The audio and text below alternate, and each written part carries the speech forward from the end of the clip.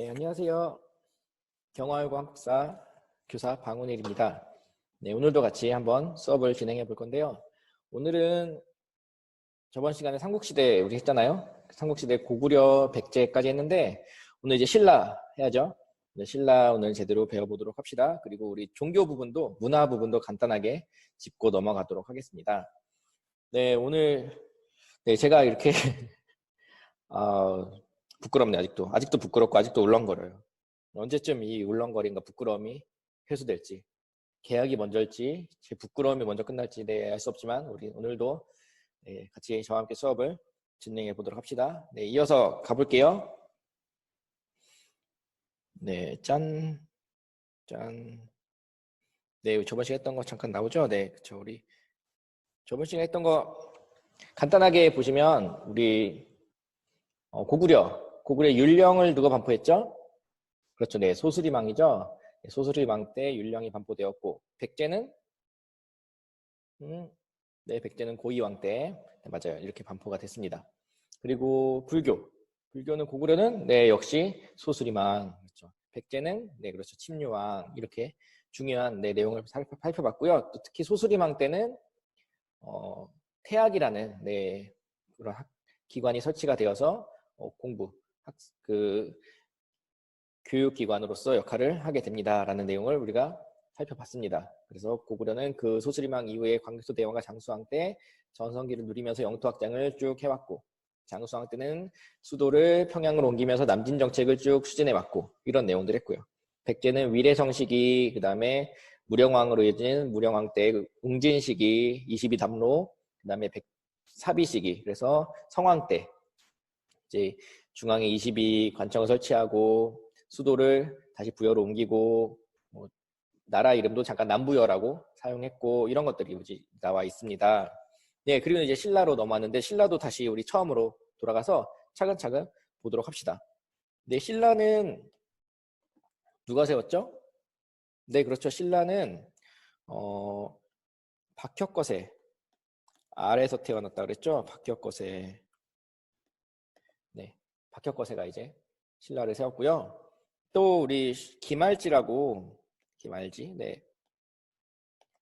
그리고 또 석씨도 있죠, 석탈해. 네, 그렇죠. 이렇게 해서 처음에는 박씨, 김씨, 석씨가 나라를 이제 돌아가면서 이제 어떨 때는 박씨가 왕을 하고, 어떨 때는 김씨가 왕을 하고, 어떨 때는 석씨가 왕을 하고 이런 식으로 쭉 돌아가면서 했다고 했고요. 여기는 신라는 고구려 백제와는 다르게 이제 육부족으로 시작을 합니다. 그 고구려 백제 신라 중에 어떤 나라 가장 먼저 세워졌죠? 네, 기록에 의하면 삼국사기에 의하면 신라가 기원전 59년에 세워진 것으로 나오고 있습니다. 그래서 신라가 이제 나라를 제일 먼저 세웠지만 위치가 중국과 좀 떨어져 있고 중국과 왕래가 자유롭지 못했기 때문에 가장 늦게 이제 발전했다. 중앙집권국가로 발전했다. 이렇게 얘기를 하고 있습니다. 네, 여기 또 쓸데없는 얘기지만 박혁거세, 밀양박씨죠. 밀양박씨. 우리나라에 가장 많은 박씨 중에 또 밀양박씨 있죠. 네, 김씨. 네, 이것도 경주김씨. 네, 경주김씨. 네, 김할지의 후손들입니다. 네, 이렇게 해서 석씨는 잘 모르겠네요. 네, 석씨. 네, 궁금한 사람들이 인터넷 찾아보세요. 네, 이렇게 해서 우리나라의 대표적인 성씨 박석김 중에서 김이박 중에서 우리가 김씨, 씨, 박씨 중에서 이제 박씨와 김씨가 여기 이제 밀양박씨와 경주김씨. 또 우리 김해김씨도 있는데 김해김씨는 저기 가야예요. 가야. 그쪽에 이제 그 김수로라고 가야 연맹에 또 세웠던 가야 연맹의 시조라고 할 수 있는 그런 김수로가 또 거기 김해에서 또 태어났나 봐요. 그래서 김해김씨까지 이렇게 우리 많은 김씨들과 박씨들이 신라의 다 왕족 출신이세요. 네, 잘 부탁드립니다. 네, 저는 참고로 별로 유명한 있죠. 방정환 선생님.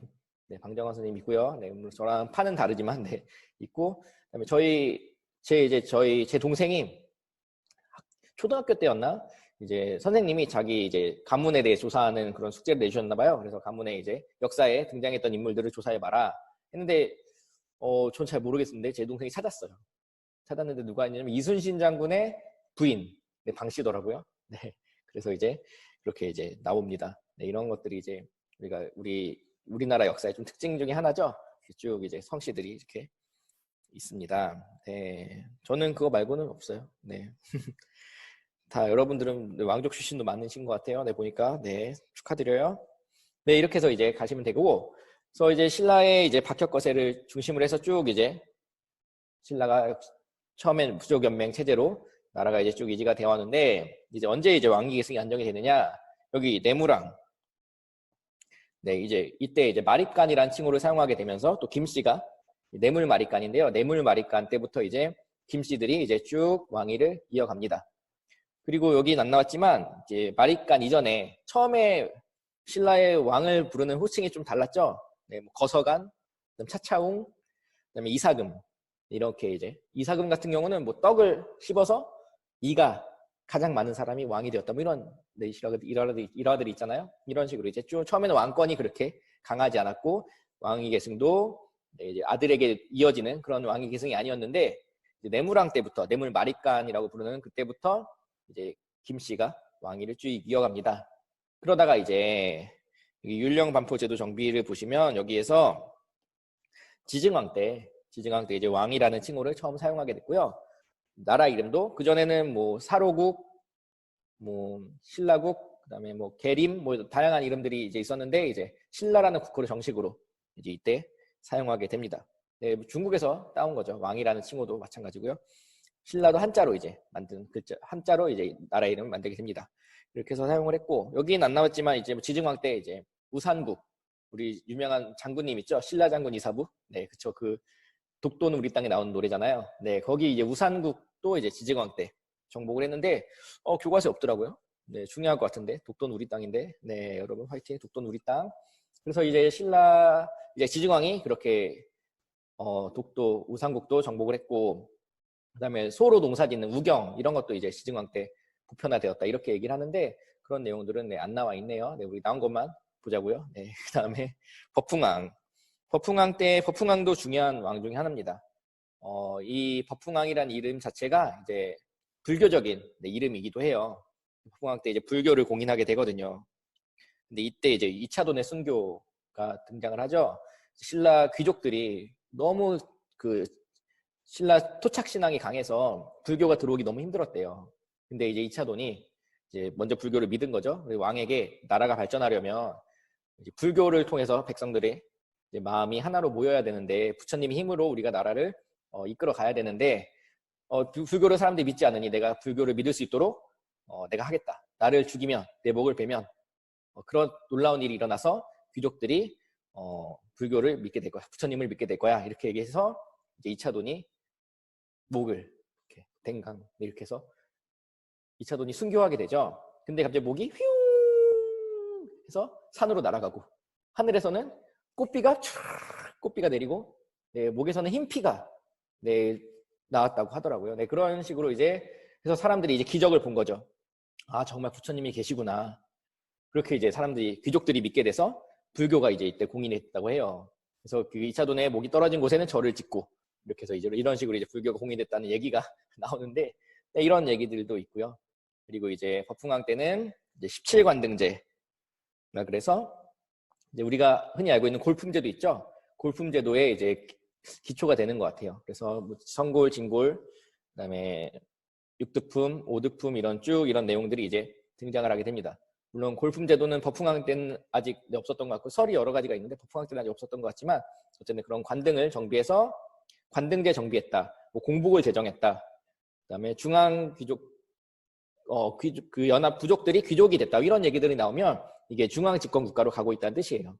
그래서 이제 이렇게 17관등제가 정비가 되면서 부족들이었던 같이 연맹왕국 체제와 비슷했던 그런 부족장들이 이제 관등제라 그래서 이제 관리들의 서열대로 이제 쭉 이제 순서가 매겨지는 그런 중앙 집권 체제가 되게 됩니다. 그리고 이제 보시면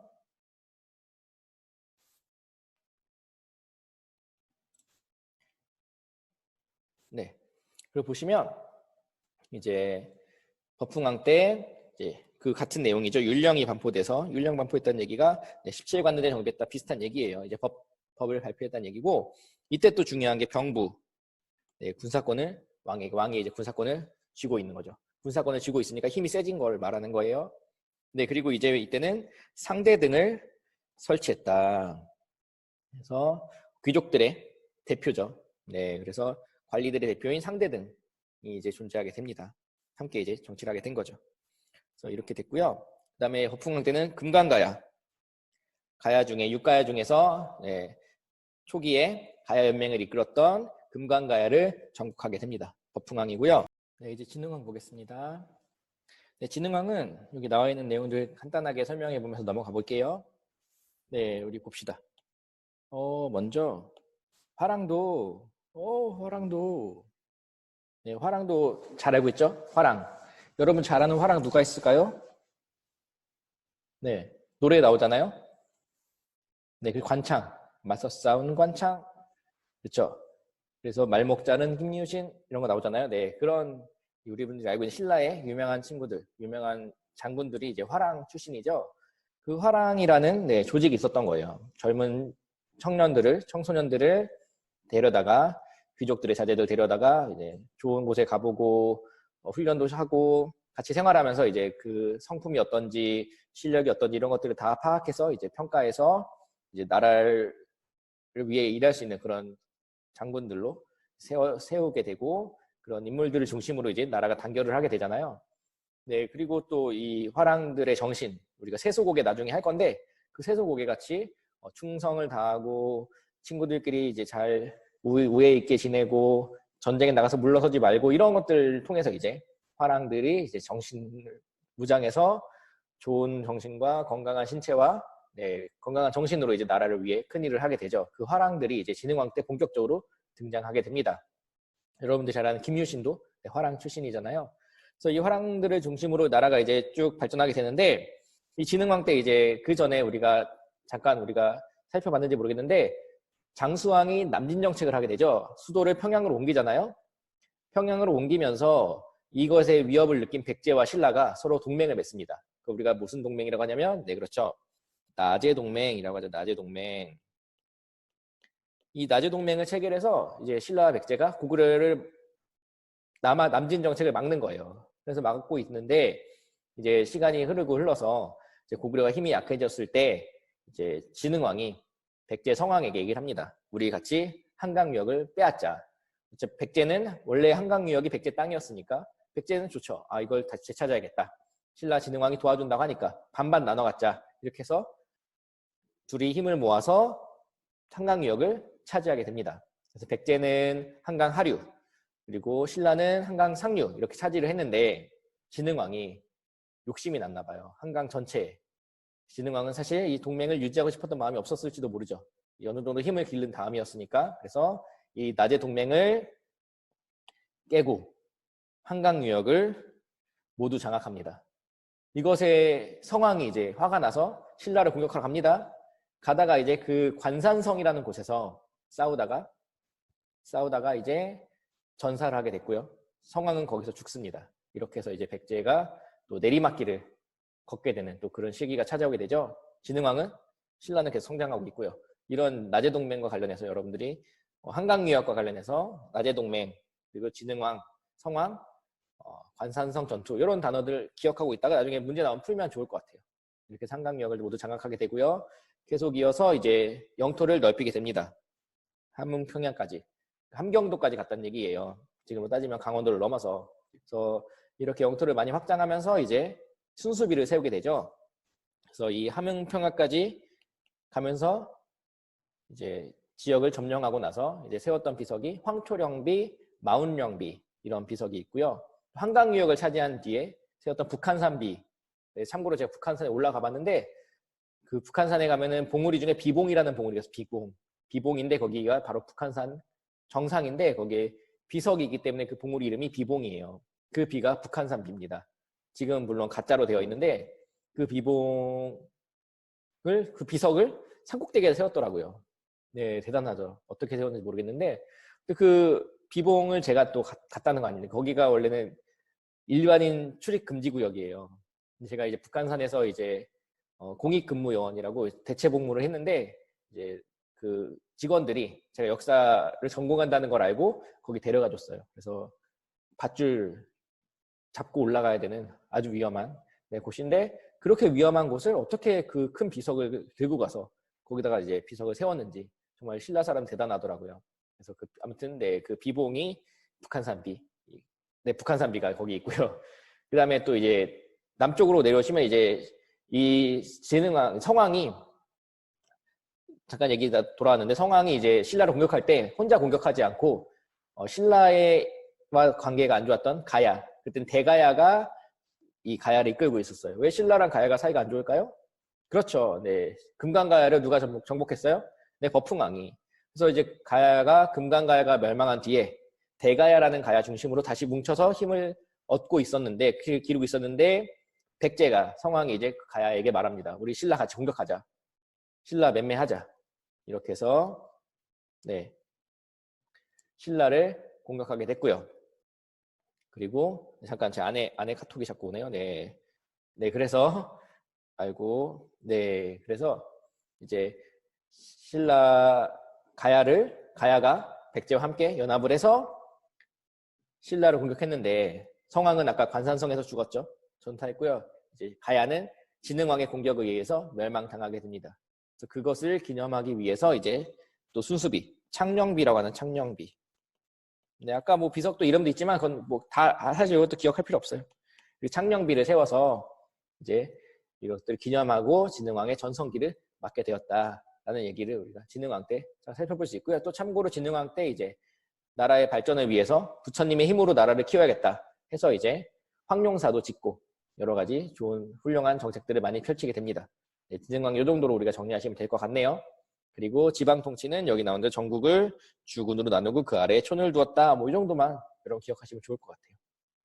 네, 이렇게 해서 우리 신라의 발전된 쭉 모습도 살펴봤습니다. 네, 이어서 이제는 어디로 갈 거냐면요.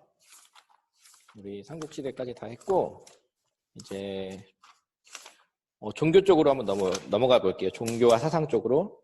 종교와 사상에서 우리 저번 시간에 여기 나와 있는 것 중에서 그 이각헌 선생님과 여기 위엔 다 했죠? 네, 여기까지는 다 했을 거예요. 제천행사와 천신신앙은 얘기했을 거고 그 밑으로 이제 넘어가서 우리 천손의식과 독자적 천하관 형성에서도 우리 여기 3번부터 보도록 하겠습니다. 네, 광개토 대양릉비부터 갈게요. 네, 광개토 대양릉비는 우리 이름에서 알 수 있듯이 광개토 대왕의 무덤에 세워진 비석인 거죠. 장수왕 때 세운 것으로 알려지고 있습니다. 장수왕이 아버지의 업적을 기념하기 위해 세운 거예요.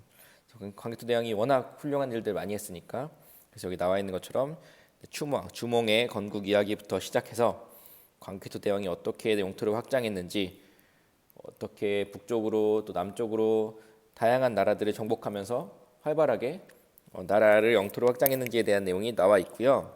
그래서 이 단어들을 보면 이제 대왕, 태왕, 영락 이런 단어들을 사용해서 이제 광개토 대왕이 얼마나 훌륭한 업적을 남겼는지 이런 것들이 나와 있는 비석이 광개토 대양릉비죠. 이게 아마 우리나라에 남아 있는 비석 중에서 가장 큰 비석일 거예요. 사람 한 명이 서 있어도 한 2명 이상, 3명, 4명은 서야 그 비석과 비슷한 정도 되지 않을까 싶은데 여러분 그 하얀색 옷을 입고 그 광개토 대양릉비 옆에서 찍은 사진 본 적 있죠?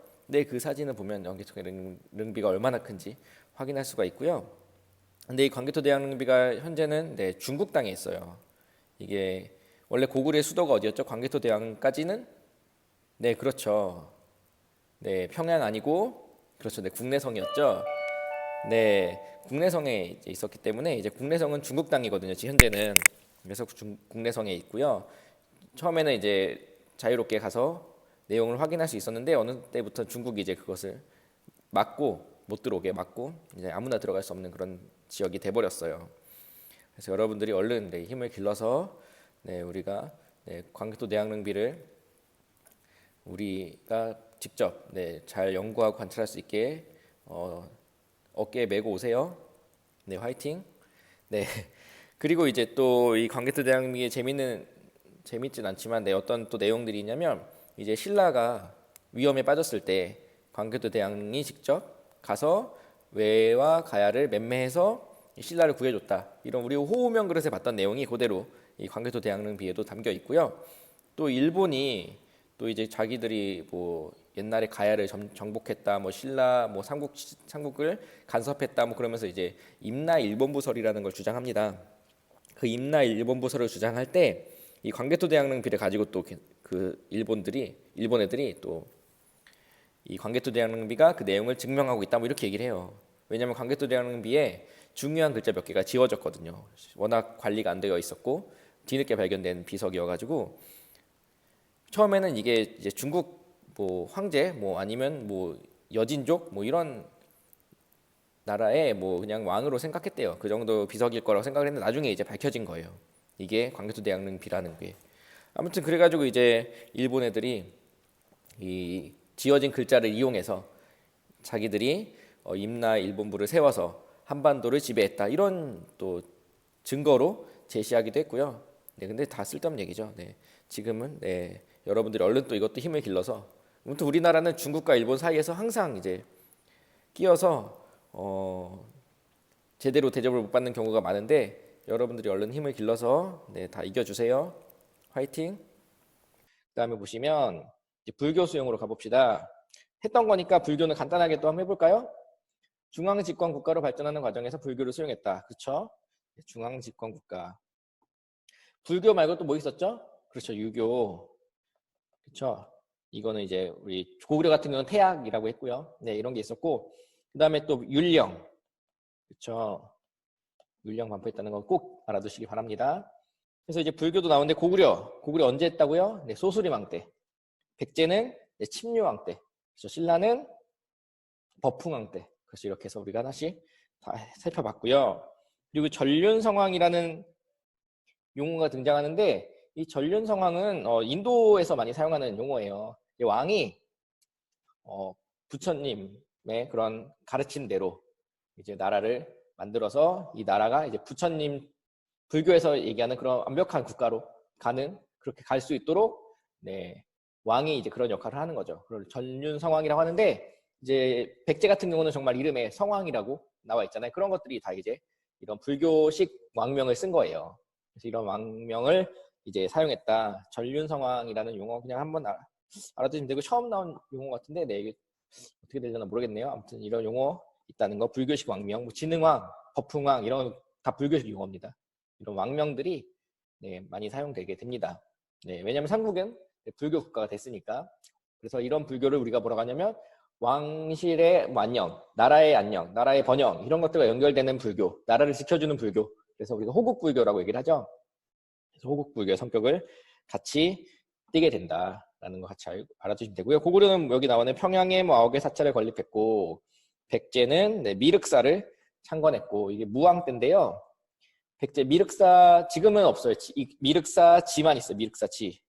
그리고 석탑이 네, 완벽한 모습이 아니고 네, 약간 망가진 모습으로 네, 지금 복원을 하고 있잖아요. 복원 됐나? 네, 하고 있는데 그 미륵사지 석탑이 유명하죠. 이게 익산이라는 곳이 익산. 익산으로 수도를 옮기려고 한 거 아니냐 이런 얘기도 있습니다.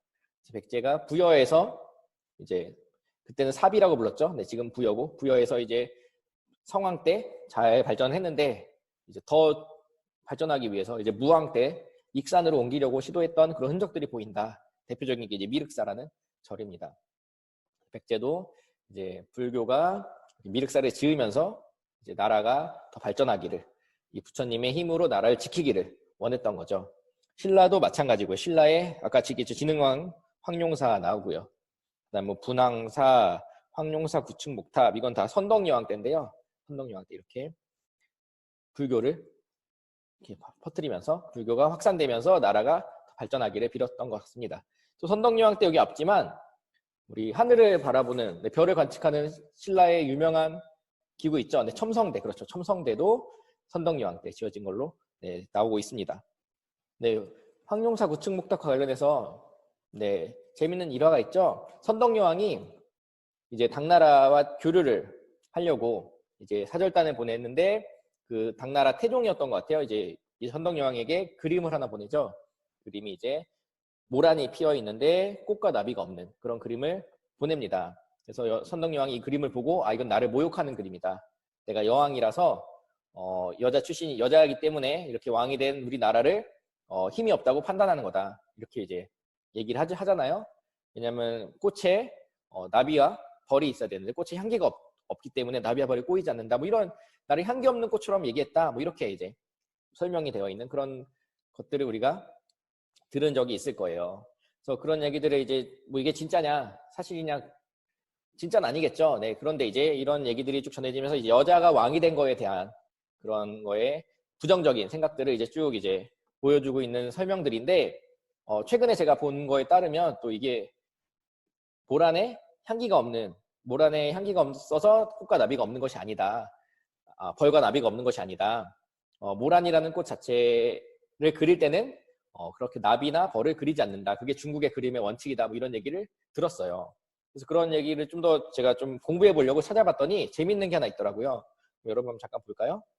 네, 이게 그 그림이에요. 김홍두가 그린 네, 황묘 농접도라는 네, 그런 그림인데요. 이 그림에 보시면 이게 그냥 고양이랑 나비를 그린 그림이네 라고 보시면 저도 배웠어요. 이 그림인데 이 그림 누구에게 선물했냐면 회갑을 당하신 이제 60세를 맞으신 분께 선물로 드린 그림이래요. 김홍두가 그린 그림이에요. 그럼 왜 이 그림을 왜 그렸을까? 왜 드렸을까? 뭐지? 할 수 있는데 이게 이제 자세히 살펴보면 그 의미가 있다는 거예요. 그림으로 이제 이 메시지를 전한다는 거예요. 중국 스타일이래요. 여기 나와 있는 이 고양이가 중국의 70살을 뜻하는 한자와 발음이 같답니다. 그리고 이거는 이제 80세를 뜻하는 한자와 같대요. 그러니까 이 고양이와 나비가 들어있으면 장수하시라 이런 의미가 있는 거예요. 그래서 이렇게 60세인 맞으신 분에게 70살, 80살까지도 계속해서 장수하시라. 근데 어떻게 장수하시냐? 이게 이제 페랭이 꽃인데 이 페랭이 꽃이 이제 석죽이라고도 한대요. 석죽화라고도 이제 부르는 꽃인데 이 꽃이 이제 그 석과 죽이라는 뜻이 이제 이 페랭이 꽃이 젊음을 상징하는 건데 그 젊음이 변치 말라고 돌멩이처럼 변치 말라는 의미로 이제 표현할 때 이 꽃을 사용한다고 하네요. 그리고 여기 나와 있는 이게 제비꽃인데 이 제비꽃은 뜻하시는 바를 원하는 대로 이루십시오 이런 의미를 가지고 있는 꽃이라고 합니다. 이게 또 우리는 한자를 잘 모르지만 이제 이 한자를 중국어로 발음했을 때 그런 의미가 나오는 그런 그림들이라는 거예요. 그래서 이 그림을 그냥 이렇게 선물해 드렸지만 실제로는 70세, 80세까지 젊음을 유지하시면서 원하는 바를 다 이루시면서 살아가십시오 라는 그런 의미로 담긴 그림이래요. 중국은 이런 또 특징이 있다고 합니다. 네. 네, 갑자기 김홍도의 그림 가지고 쓸데없는 얘기를 한번 해봤고요. 네, 그래서 아무튼 이런 식으로 이제 그런 그림들이 중국에서는 이제 옛날에 많이 사용했다고 해요. 그래서 아마 선덕여왕이 받았던 그림도 아마 다른 의미였을 텐데 이제 선덕여왕이 볼 때는 본인에게 이제 메시지를 이런 식으로 전달한 거라고 생각할 수도 있었겠죠. 아무튼 그런 여자가 왕이 됐으니 얼마나 힘들었겠어요. 그런 얘기들이 이제 여기 이제 선덕여왕 관련된 일화로 많이 소개가 되고 있고요. 아무튼 선덕여왕 그럼에도 불구하고 이제 나라를 크게 발전시키고 김춘추와 김유신이 또 옆에서 든든하게 도와주게 되잖아요. 그래서 황룡사 구층목탑을 짓게 됩니다. 이거는 신라 주변에 있는 9개의 나라들을 신라가 복속시키겠다, 다스리겠다 이런 염원을 담아서 지은 목탑인데 이것도 안타깝게 현재는 볼 수가 없죠. 몽골의 침략 때 불에 탔다는 기록이 있습니다. 그래서 황룡사 구층 목탑이 있고요. 또 원광의 세소고개 이것도 이제 화랑들에게 너희들은 전쟁에 나가서 물러서지 말고 뭐 이렇게 나라를 위해 충성하고 이런 것들 나와 있잖아요. 그런 것들이 이제 불교의 가르침 바탕으로 불교 스타일의 그런 정신을 담아서 원광이 이제 스님이잖아요. 네, 이렇게 만든 화랑들의 정신들이 세소고개에 담겨 있죠. 이런 것들을 볼 때 호국불교라는 우리가 내용을 기억할 수 있는 겁니다. 그리고 불교 행사를 열어서 사회통합을 꾀했다는 내용도 교과서에 나와 있더라고요. 이렇게 여러분들이 살펴보시면 될 것 같습니다. 네, 우리 이어서 이제 유교를 보도록 하겠습니다. 유교는 도교 먼저 볼게요. 도교는 이제 보시면 여기 이제 중국으로부터 전래되었다. 도교도 중국에서 들어온 거예요. 도교는 약간 신선, 불로초 이런 거 있죠. 뭔가 산신령 이런 느낌이 이제 도교라고 보시면 되고요. 도교는 여기 나와 있는 것처럼 이제 신선사상, 뭐 산천숭배, 민간신앙 이런 것들이 이제 도교랑 결합을 해서 도교처럼 이제 도교와 이제 많이 결합이 되어 있고요. 불로장생, 현세구복 이런 의미, 특징이 있습니다. 그래서 뭔가 나는 신선이 돼야겠다. 그리고 뭐 산으로 막 가죠. 그리고 축지법 이런 거 쓰죠. 그리고 막 복숭아를 먹으면 뭐 10,000살씩 막 살 수 있다. 이런 얘기들 나오는 게 도교에서 유래된 거예요. 그래서 신선이 되는 건데 이제 이런 도교의 모습이 나와 있는 유물들이 몇 개 있는데 그런 것들만 여러분 잠깐 살펴보시면 될 것 같아요. 그래서 고구려는 이제 고음벽화에 신선들 그림이 있대요. 그리고 사신도 있죠. 뭐 4개의 지역을 지키는 수호신 같은 개념이 있잖아요. 그래서 북쪽 현무, 남쪽 주작, 뭐 동쪽은 뭐 호랑이, 백호, 서쪽은 청룡 이렇게 해서 사신도 이런 그림들이 있고요. 백제 같은 경우는 산수무늬 벽돌인데 이제 산과 물이 그려져 있는 이런 무늬 벽돌이 있고 그다음에 백제 금동대항로 이런 것들이 이제 그런 도교적인 모습들을 보여주는 그런 유물들이다. 이렇게 여러분들이 그래서 여기 있는 이 3번 유물들을 잘 기억하시면 좋을 것 같아요. 그리고 연개소문도 이제 도교를 장려했는데 불교가 너무 발달했기 때문에 그런 불교랑 연결된 귀족들을 견제하려는 목적을 가지고 있었대요. 그리고 당나라에 그래서 도사를 파견해달라. 도사라는 말도 이제 도교에서 도교의 도자잖아요. 네, 요청을 했고 절들을 도교 사원으로 바꿨다고 내용이 나와 있습니다. 우리가 이 연개소문 관련된 고구려 내용은 다 유적이 북쪽에 있기 때문에 정확하게 확인할 수 없지만 이런 내용들을 통해서 우리가 이해하시면 좋을 것 같습니다. 여기 정도만 도교는 기억하시면 좋을 것 같아요. 그리고 마지막으로 이제 유교 잠깐 보도록 합시다. 네, 유교는 다음 PPT에 있어요. 또 이게 제가 만든 건데 이게 순서대로 만들었어요, 나름. 그런데 이제 해보니까 이쪽이 이제 문화 파트가 뒤로 나와 있는데 이거를 이제 시기별로 여러분들 설명해 주다 보니까 이제 저는 삼국시대 부분을 설명해 드릴 거고요. 다음에 이어서 이은선 선생님께서 통일신라 그리고 발해 관련된 또 내용을 설명해 주실 거예요. 앞에 선생님은 이각호 선생님은 여러 나라 그리고 고조선 이런 초기 구석기 신석기 때 또 설명을 주셨잖아요. 이런 식으로 나눠서 이제 우리가 그 시대에 맞게 설명을 하고 있습니다. 여러분 잘 따라오시면 좋을 것 같아요. 교과서랑 조금 순서가 다르더라도. 그래서 유학을 보시면 삼국시대 이제 유학은 이제 역시 마찬가지로 중국으로부터 이제 전래가 됩니다. 그래서 이제 교육기관, 특히 유학은 학문적인, 정치적인 그런 부분에 많이 영향을 줬으니까 이제 학문적인 부분에 많이 영향을 주게 되는데 고구려 같은 경우 먼저 볼게요. 고구려 태학, 그렇죠?